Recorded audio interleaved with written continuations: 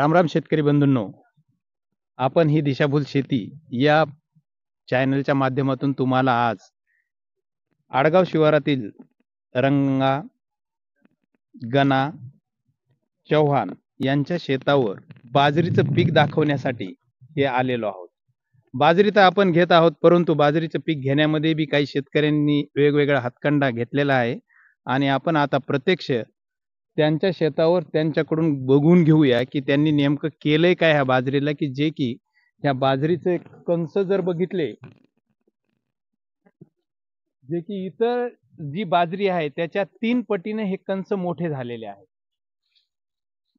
तिकडून चला.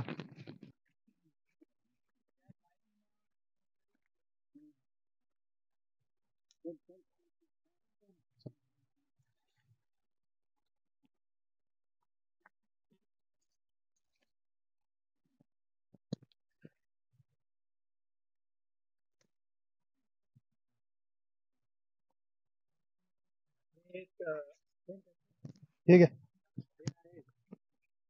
या बाजरीचे मालक आणि हे त्यांचे मित्र आहेत, त्यांचे शेजारी आणि त्यांचे सहकारी कैलासराव राठोड. बघू द्या कनिष्ठ,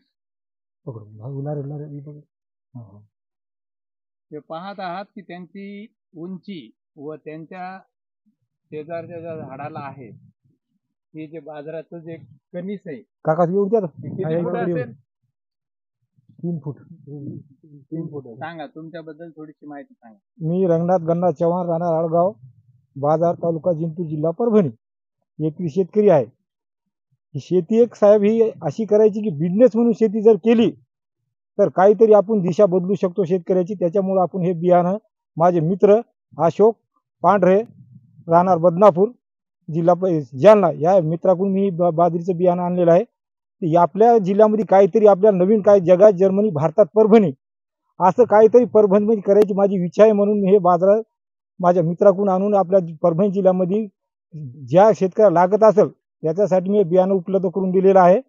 ज्याला कोणाला लागत असेल माझा नंबर सांगतो मी, 84 59 61 91 27. हा माझा संपर्क नंबर आहे. माझे मित्र कैलास मोहन राठोड हे माझे मित्र, याचा नंबर ते सांगतील, नंतर मी मनोगत व्यक्त करेन. बोल.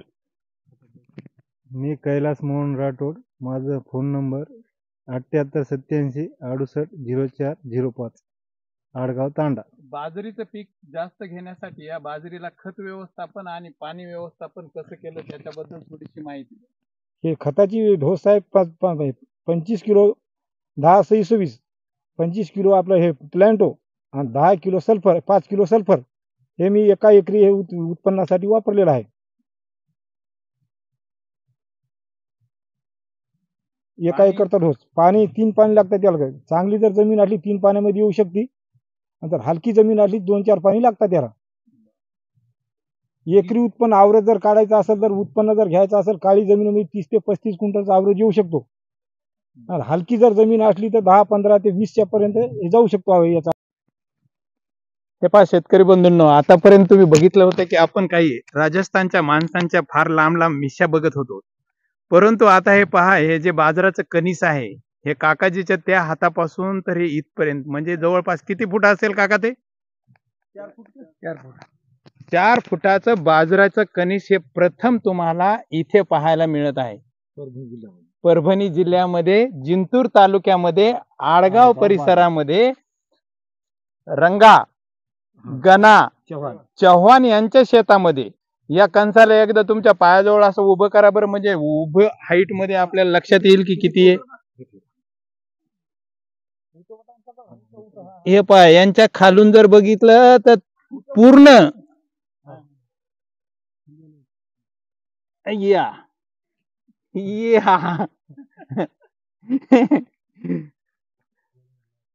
हे बाजरीचं पीक जे आहे खरंच शेतकऱ्यासाठी एक फायदेमंद ठरू शकतं. फक्त त्याचं नियोजन जसं त्यांनी सांगितलं तसं केलं तर निश्चितच बाजऱ्यामध्ये उत्पादनशीलता आहे.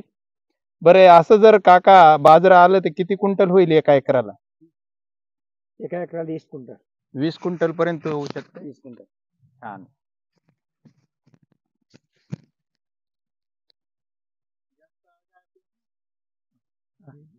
खुदे बोल रहे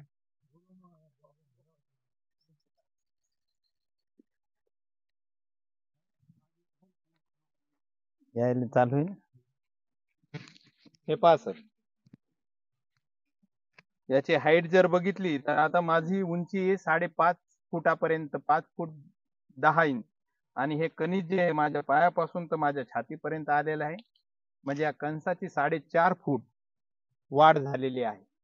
याच्यामध्ये 10-26-26 25 किलो, प्लांटो 25 किलो आणि सल्फर 5 किलो याचा वापर करून बाजरीचं उत्पादन आपल्याला भरघोस घेता येते. तेव्हा शेतकरी बंधूंनो, आपणही अशा पद्धतीचं नियोजन करावं, आपल्या पिकाचं घ्यावं, आणि ज्यांना या बाजरीचं बी लागत आहे त्यांनी सांगितलेल्या मोबाईल क्रमांकावर किंवा खाली दिलेल्या मोबाईल क्रमांकावर संपर्क साधून तुम्हाला हे बाजरीचं बी उपलब्ध होऊ शकतं.